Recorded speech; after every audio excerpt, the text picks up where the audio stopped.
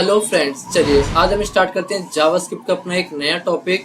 Data type. Data types क्या होते हैं, कितने टाइप्स के हमारे डेटा टाइप्स होते हैं। जैसे कि प्रीवियस वीडियो में हमने वेरिएबल समझा था कि वेरिएबल क्या होते हैं, वेरिएबल को क्यों यूज करते हैं, वेरिएबल कैसे यूज होते हैं। तो चलिए आज हम बात करते हैं डेटा टाइप्स क्या होते हैं। जैसे कि आपने देखा था कि लास्ट क्लास में जैसे कि हम अपने जो भी कंटेंट ले रहे थे हम उसको डबल कोट्स में लिख रहे थे। डबल कोट्स में क्यों लिख रहे थे, अगर हम डबल कोट्स में ना लिखें तो क्या कोई एरर आएगा या रिजल्ट नहीं आएगा।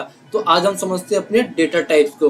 तो हमारे जो डेटा टाइप्स होते हैं वो describe the different types of kinds of data that we are gonna be working with and storing in variable. यानी कि जो आप वेरिएबल के अंदर अपने डेटा को स्टोर करते हो, जैसे कि हमने लास्ट क्लास में जो वेरिएबल के अंदर वैल्यू को स्टोर कर रहे थे, हेलो वर्ल्ड या Delhi school of skill development, जो भी हम एक्सेट्रा उसके अंदर लिख रहे थे।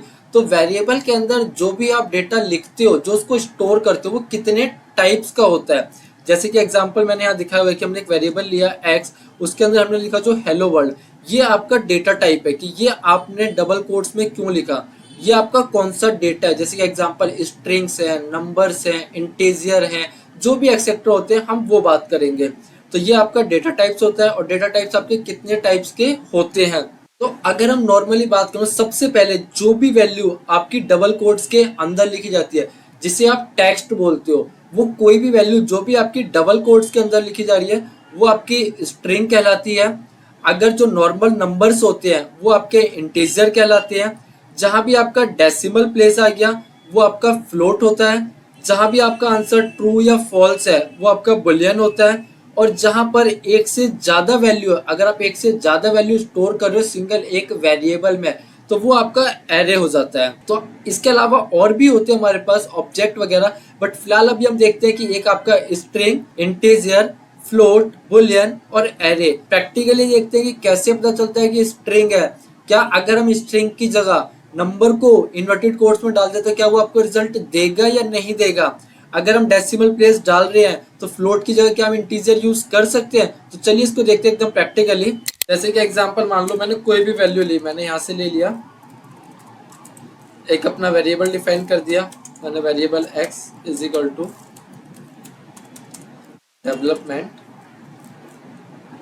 अब देखो मैंने ये क्या है, मैंने ना ये क्या कहते हैं पूरा अपना डबल कोट्स के अंदर लिखा। तो डबल कोट्स के अंदर लिखा तो क्या हो गया, ये मेरी स्ट्रिंग हो गई। बट कैसे पता चला कि हाँ ये सच में स्ट्रिंग है भी या नहीं। मैंने प्रिंट करा लिया डॉक्यूमेंट डॉट राइट, और मैंने अपने वेरिएबल को प्रिंट करा लिया, अपने एक्स को। अगर मैं चेक करूं तो अभी तो फिलहाल क्या होगा, इसका बेसिक रिजल्ट आएगा। अभी क्या है, बेसिक रिजल्ट आ रहा है, लेकिन मुझे चेक करना है कि ये क्या है, स्ट्रिंग है, इंटीजर है, क्या है ये। तो देखो इसका ना एक प्रीडिफाइंड फंक्शन होता है, इसका एक प्रीडिफाइंड टैग होता है आपका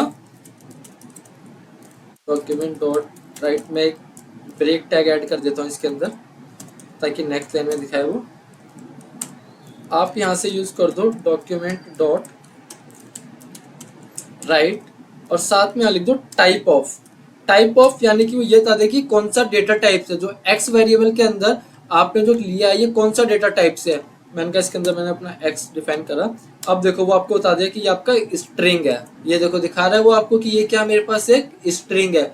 अगर मैं यहाँ पर कोई नंबर्स डाल दूं तो अब देखो, एक सबसे फर्स्ट हमने क्या काम करा, मैंने ये कंटेंट हटाया सारा और मैंने यहाँ पे सिर्फ लिख दिया। अब देखो अब वो क्या दिखा रहा है कि ये मेरे लिए नंबर्स हैं, ठीक है। अगर मैं यहाँ पर इनको इन्वर्टेड कोमा में डाल देता हूँ, अब इन्वर्टेड कोमा में डाल दिया, इसका मतलब क्या हुआ, ये जो हो चुका है ये स्ट्रिंग में कन्वर्ट हो गया। अब ये मेरे को दिखाएगा कि ये आपका स्ट्रिंग है। तो अगर आप किसी न्यूमेरिक वैल्यू को भी इन्वर्टेड कोट्स में डाल दोगे तो वो क्या हो जाएगा, वो आपका स्ट्रिंग में कन्वर्ट हो जाएगा। तो कभी भी अगर आप नंबर वैल्यू यूज कर रहे हो तो वो विदाउट इन्वर्टेड कोट्स यूज करोगे। अगर मैं यहाँ डेसिमल प्लेस यूज कर दूं वो दिखा देगा फ्लोट। अगर मैं यहाँ पर यूज करता हूं